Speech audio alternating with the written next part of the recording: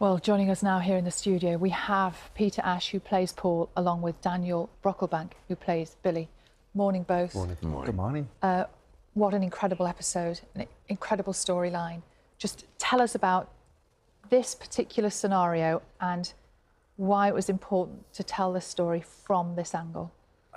Well, yeah, I mean, we've been doing this MND storyline for about a year and a half now. And I think when we both read this special episode, we knew it was going to be something really special. It follows Billy and Paul throughout the whole episode. We also hear Paul's inner monologue, which I think is massively important to show that, you know, the mind is still there 100%, despite the body not being. And I just think it's really important to show that. And yeah.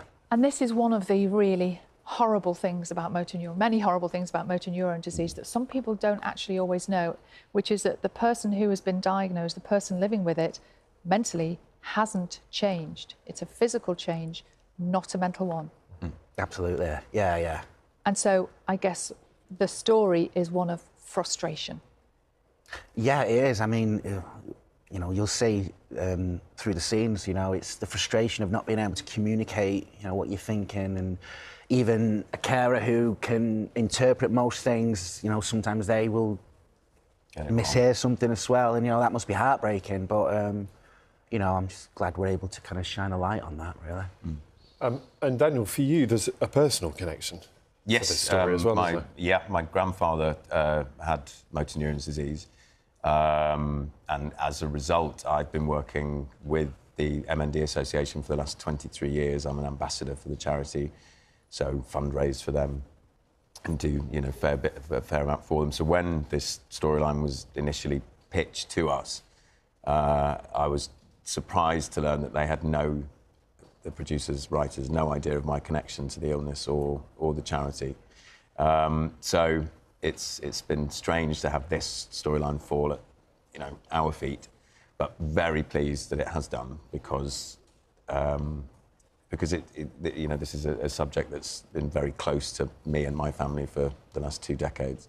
And it's about portraying the role of a carer. Yes. That is so important in this relationship too, isn't it? Because we know the toll it can take on everybody else around the person that's facing that diagnosis too. MND affects everybody who surrounds the person who is living with MND, as well as, you know, it's a all-encompassing thing. Your life becomes about caring for them 24/7.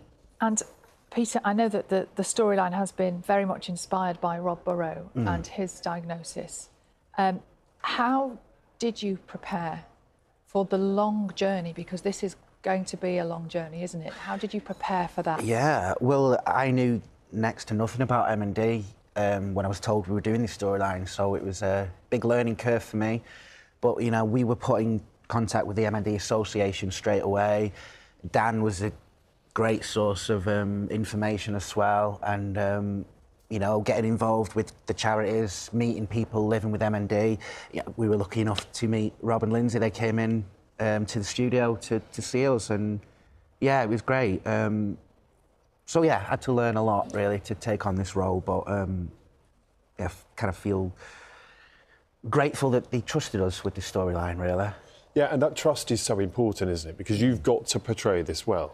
Yeah, there's quite a lot of pressure, especially when it's something that real people live with in their lives. So, you know, we just wanted to get that right, really, didn't we? And make sure we portray it correctly. Yeah, the research department, the writers, they've done an incredible job. It's been amazing. Having lived a very similar experience in real life, it's given me, and I suppose us, a real confidence in knowing that we are getting it right, that we are portraying this correctly, because it's important. You're telling real people's stories.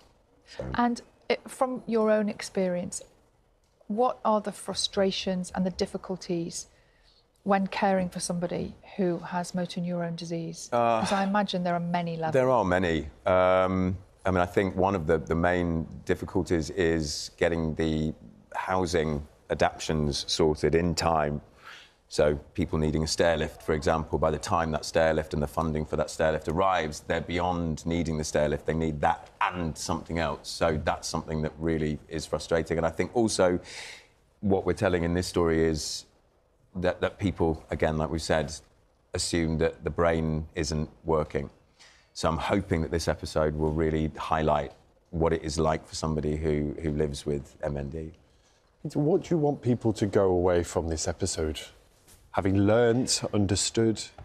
Yeah, absolutely. Just, you know, kind of understanding a bit more about what it is like to live with MND and to live with someone who has MND. I mean, like I said, I knew very little about this before I started. I imagine a lot of people still don't. So it would just be great to, you know, kind of raise awareness and keep banging that drum for MND. Well, someone we are very good friends with here on Breakfast is Jeff Burrow, Rob Burrow's dad. And Jeff has shared some of his thoughts on the episode. He says this: for Coronation Street to run a storyline about MND must have been a hard decision, but they have tackled this horrible disease with a very balanced storyline that reflects the struggles that the MND sufferers and their loved ones are going through. As a family, we pray that this episode will be watched by millions and continues to raise awareness of this most heartbreaking of diseases. Thank you, Coronation Street. That's amazing, yeah. Yeah, well, we hope the same. Yes. You know, I think, like Pete said, when we started this story, he didn't know much about MND, and I think certainly with everything that Rob's managed to achieve, that teamed with our storyline, in the last 2 years, I've seen more awareness for MND than I've ever seen in the 2 decades that I've been working alongside the MND Association. 6 people a day in the UK are diagnosed. It affects around 1 in 300 people, so it's a lot more prevalent than people realise.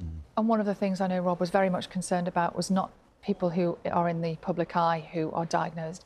He's always said, didn't he, this was for the postman, the lollipop lady, the teacher, the person in the street or your neighbour. Yeah. How much of an impact do you think this might have in the wider public?